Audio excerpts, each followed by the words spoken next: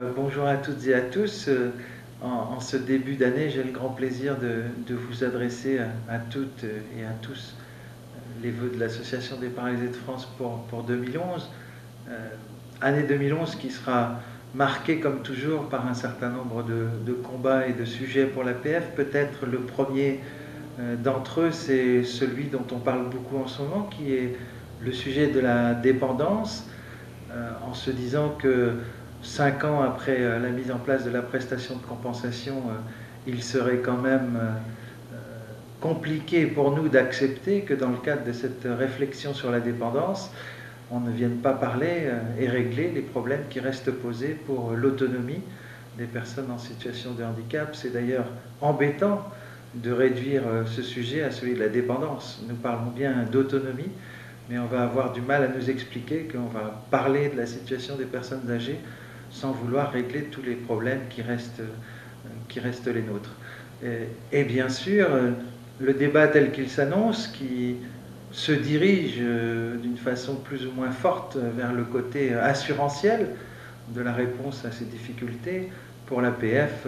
tout cela doit reposer essentiellement sur la solidarité nationale, parce que c'est comme ça que l'on prend en compte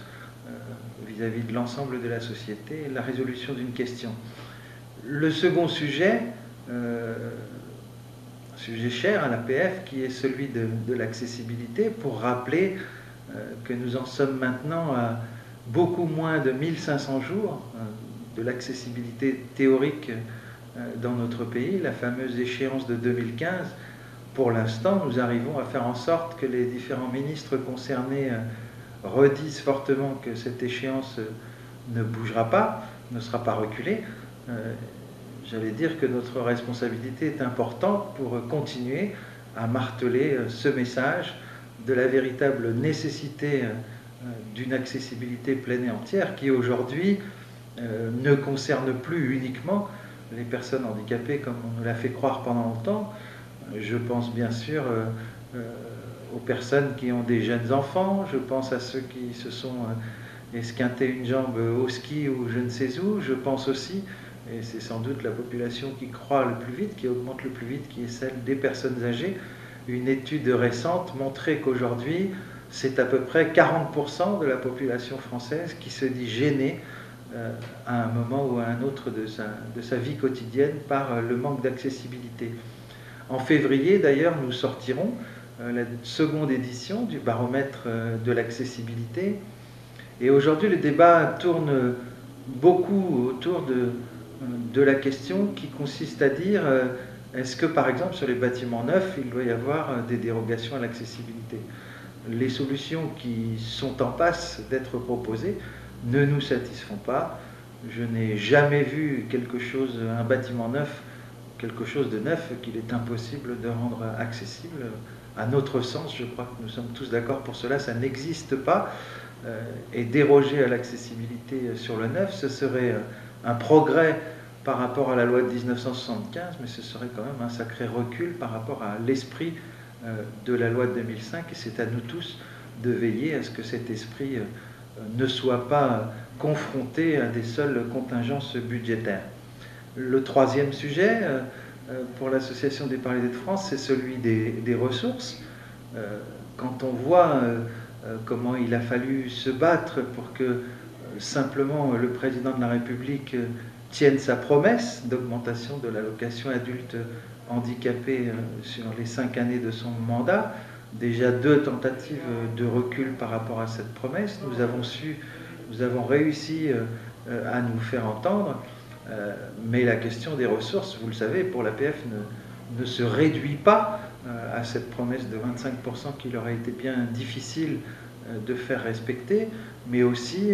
à la situation de toutes les personnes qui touchent des pensions d'invalidité et qui ne sont pas également traitées par rapport à cette promesse de 25%.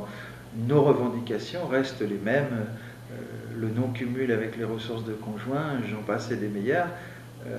pour dire que la seule solution pour nous reste la mise en place véritable d'un revenu d'existence qui s'adresse à chaque personne et qui ne fait pas d'une personne en situation de handicap qui ne peut pas travailler, quelqu'un qui va vivre toute sa vie très largement en dessous du seuil de pauvreté. Pour cela, plus que jamais, le combat de Ni pauvre ni soumis doit continuer. Je sais que c'est parfois difficile de mobiliser, mais la question étant toujours la même et toujours entière, c'est de notre responsabilité de continuer cette bataille-là. Nous verrons aussi en 2011 la loi Hôpital, Patient, Santé, Territoire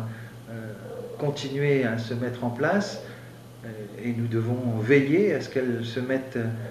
réellement en place là aussi dans l'esprit qui est l'esprit de cette loi, c'est-à-dire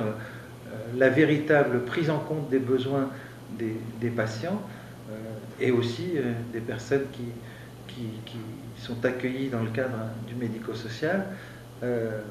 afin que ce ne soit pas toujours et encore les contingences budgétaires, les obligations de faire des économies qui soient toujours mises en avant et qui finalement faussent déjà la question et donc apportent de mauvaises réponses. Nous verrons sans doute également en 2011 débuter, c'est peut-être déjà fait d'ailleurs, la campagne électorale et notre association, tant au niveau national que local, devra interpeller les candidats, les soutiens des candidats. Je compte sur tous les militants de l'association pour être présents lors des meetings, faire entendre notre voix, interroger les parlementaires, tous les élus locaux que vous connaissez très bien. Nous continuerons comme en 2010 à faire en sorte que 2011 soit une année où, je dirais, on restaure un petit peu, même beaucoup, le sens du mot solidarité. Le mot solidarité, on essaye de lui faire perdre aujourd'hui son sens en parlant toujours d'argent et que d'argent. La solidarité doit redevenir, puisque ce sens est perdu, un concept qui s'adresse bien à tous les Français et qui dit que lorsque l'on a la chance de pouvoir travailler et de pouvoir participer à la solidarité nationale, y compris sur ses revenus, on doit prendre conscience que c'est aussi cette solidarité à laquelle on contribue lorsqu'on le peut, l'assurance, la possibilité, dans le cas où un jour, qu'on ne souhaite à personne, soi-même ou l'un de ses proches soit touché par les difficultés de la vie, il bénéficiera de l'effort que soi-même l'on a fait, parce que c'est bien un partage entre tous les Français qui consiste à ce que ceux qui le peuvent protègent ceux qui n'ont pas eu la chance de pouvoir eux-mêmes contribuer à la solidarité. Or, aujourd'hui, on nous présente beaucoup trop, à mon goût, la solidarité comme ayant un coût, et finalement, on essaye de détricoter tout ce qui se rattache à cette notion qui doit être porteuse d'union de la société française et non pas de division, comme quoi certains seraient des profiteurs et d'autres, ça leur coûterait trop cher. Nous allons aussi avoir en 2011 la seconde conférence nationale du handicap qui se tiendra, qui permettra de faire le point, encore une fois, sur la loi de 2005, sur ses lacunes, et comme sur le sujet de la dépendance que j'évoquais au début, chacun d'entre nous sait bien les trous qui existent aujourd'hui dans la loi de 2005. Il est temps de les combler, simplement pour que cette loi ne finisse pas par provoquer chez certains d'entre nous, et je sais que c'est déjà le cas, des réflexes qui consisteraient à penser que finalement les cotoreps c'était pas si mal. Nous continuerons aussi à diffuser notre campagne institutionnelle qui a commencé en 2010 avec ce message fort. Notre vie doit-elle se limiter aux places qui nous sont réservées? Quand on interroge le grand public sur ce qu'est le handicap, nous sommes souvent vus comme bénéficiant de places de parking et de toilettes adaptées. Et nous voulons dire que c'est un peu court comme discours et que la place qui est la nôtre, il y a encore beaucoup de choses à mettre en œuvre pour que notre place soit vraiment garantie au milieu de tout le monde. 2011 sera également, et presque enfin, l'année de notre congrès qui se tiendra du 4 au 6 mai à Bordeaux, qui regroupera 1300 personnes et qui, dans sa phase préparatoire, a permis à plusieurs milliers d'acteurs de l'association de réfléchir et de nous amener à travailler un projet qui sera discuté puis adopté, je l'espère, au moment de ce congrès, en tout cas amendé et puis adopté, de façon à tracer les grandes lignes de l'APF de demain. Le monde change vite, parfois trop vite, et l'APF est en devoir de s'adapter, puisque l'objet qui nous est commun à tous, acteurs de l'association, c'est au-delà de la bonne marche de l'association, c'est surtout de répondre aux personnes en situation de handicap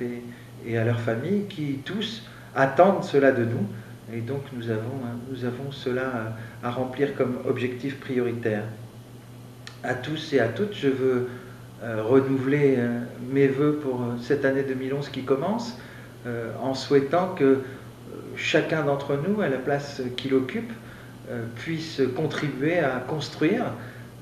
une société que nous voulons ouverte à tous, y compris aux personnes en situation de handicap, mais sans doute pas seulement.